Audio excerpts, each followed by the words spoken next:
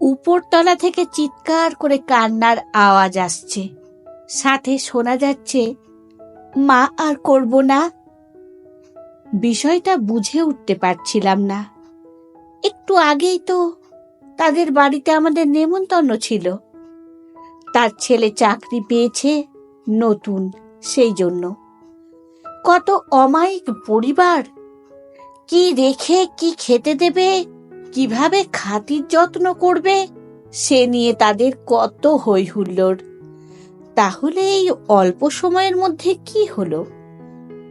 যেহেতু সে আমার ভাড়াটিয়া, তাই সাহস করে যেতেও পারছি না। অনধিকার চর্চা হয়ে যায় কিনা ভয়ে। স্ত্রীকে ডেকে বললাম, কে কাঁদছে এভাবে, জানো কিছু? সে দীর্ঘশ্বাস ফেলে বলল, আর কি? তুমি সেই মাসিমণির একটু আগে প্রশংসা করলে, কত ভালো মানুষ সে। তার ছেলের বউয়ের সাথে চিৎকার চেঁচামেচি করছে। আমি কিছুটা স্তব্ধ হয়ে বললাম, কেন, উনাকে দেখে তো এমন লাগলো না। আমার স্ত্রী বলল, থাক, তোমার সাথে তর্কে যাব না, মহিলা মানুষের বিষয় তুমি বুঝবে না। এই বলে সে চলে গেল। আমি টিভি দেখতে লাগলাম। হঠাৎ মনে হলো উপরতলায় ঠাস করে কিছু একটা পড়ে ভাঙল, আর এরপর আরো জোরে চিৎকার। আর নিতে পারছিলাম না। বাড়িওয়ালা হিসেবে এবার ওদের বাড়িতে যাওয়ার কথা ভাবলাম। চশমাটা চোখ থেকে খুলে হাঁটা দিলাম উপরতলায়। কলিং বেল দিতেই সব চুপচাপ হয়ে গেল।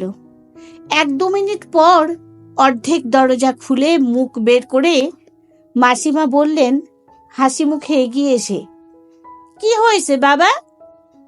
আমি বললাম, একটু আগে কান্নার আওয়াজ পেলাম, তারপর মনে হলো কি যেন ভেঙে গিয়েছে।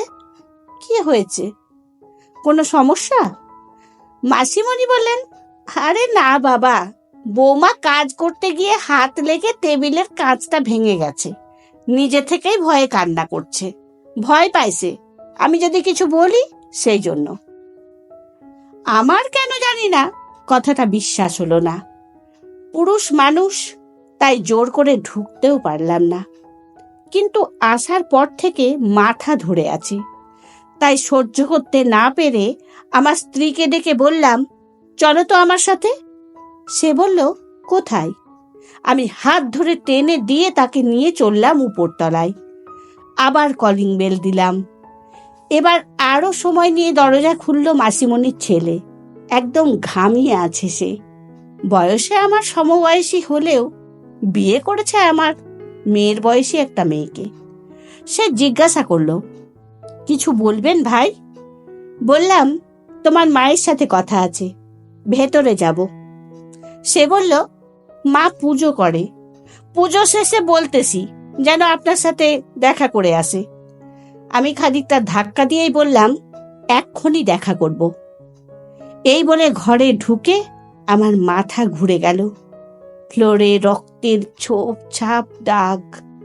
সামনের ঘরের টি টেবিলের গ্লাস ভেঙে নিচে পড়ে আছে। ঘরের ভেতরটা নিশ্চুপ।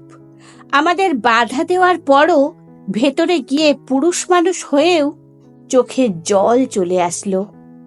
ময়না, ছেলের বউ, মেঝেতে পড়ে আছে, নাক মুখ দিয়ে রক্তে ভেসে যাচ্ছে। আমার স্ত্রী দৌড়ে গিয়ে তাকে ধরল। মাসিমণি আরেক রুম থেকে দৌড়ে এসে বলল, একটু আগে বাথরুমে পইরা ব্যথা পাইছে, আমি এখন ডাক্তারের কাছে নিয়ে যেতাম। আমি বললাম, বাথরুমে পড়ে গিয়েছে তো মুখে গামছা বাঁধা কেন?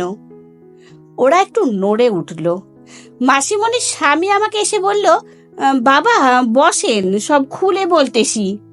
আমার স্ত্রী তখন বলল, ময়নার জ্ঞান নাই, ডাক্তারের কাছে এখনই নিয়ে যেতে হবে। আমি মাসিমণিকে বললাম, আপনাদের সাথে আমি পরে কথা বলবো। এই বলে একটু সাইডে গিয়ে হাসপাতালে ফোন করলাম। আর ফোন করলাম আমাদের দারোয়ানকে, মেন গেটটা বন্ধ করতে বললাম। আর সব শেষে ফোন করলাম আমাদের এলাকার থানায়। তারা জানতো না যে থানায় আমি ফোন করেছি। এক একজন অস্থির হয়ে উঠল। হঠাৎ ময়না ময়না বলে কেঁদে উঠল মাসিমণি। শ্বশুর সাহেবও কম না, সেও অভিনয় করে চোখ মোছা শুরু করলো। শুধুমাত্র একজন অভিনয় করছিল না, সে হলো ময়নার স্বামী। সে যেন ফোঁস ফোঁস করে উঠছিল রাগে, আর বারবার বলছিল, আমাদের ব্যক্তিগত ব্যাপারে আপনি নাক গলাচ্ছেন কেন? আমি কোনো উত্তর দিলাম না, শুধু দেখে যাচ্ছিলাম সবাইকে। ময়নাকে, আমার স্ত্রীকে আর মেয়েকে সহ অ্যাম্বুলেন্সে করে হাসপাতাল পাঠিয়ে দিলাম। সাথে যাওয়ার জন্য তার বাড়ির সবাই খুব জোর করলেও আমি সবাইকে নিষেধ করে দিই।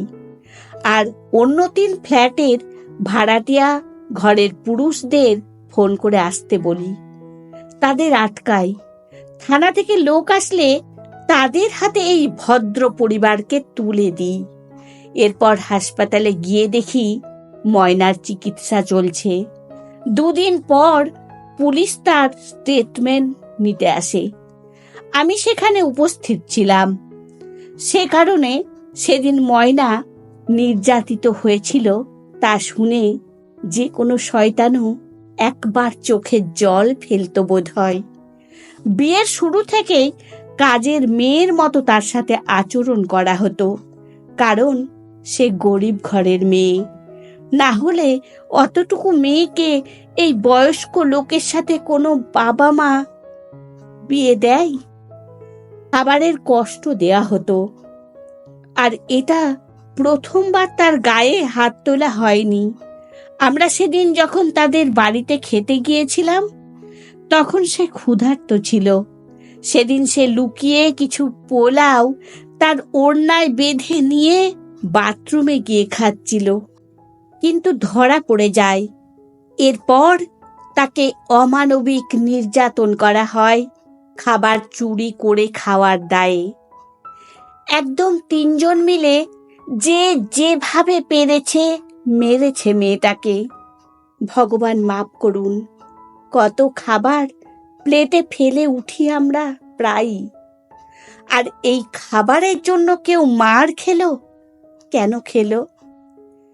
এগুলো বলার সময় আমার স্ত্রীও পাশে ছিল।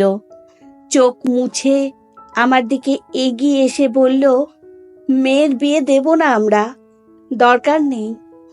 মেয়ের খাওয়ার জন্য কত চিন্তা করি, আর সেই মেয়ে যদি অন্যের ঘরে গিয়ে ভাতের বদলে মার খায়, তাহলে তেমন বিয়ের দরকার নেই। আমিও তাকে জড়িয়ে বললাম, সবাই এক না, সবাই খারাপ না। সবাইকে আবার দেখতে মানুষ লাগলেও আসলে তারা মানুষ না।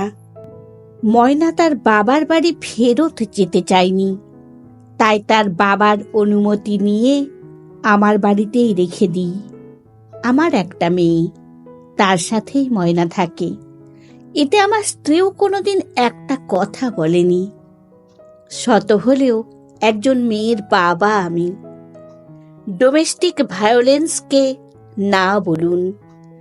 আশেপাশে কাউকে এমন হতে দেখলে তার বিরুদ্ধে যা করা দরকার সব করুন, এতে কারো প্রাণ বেঁচে যাবে।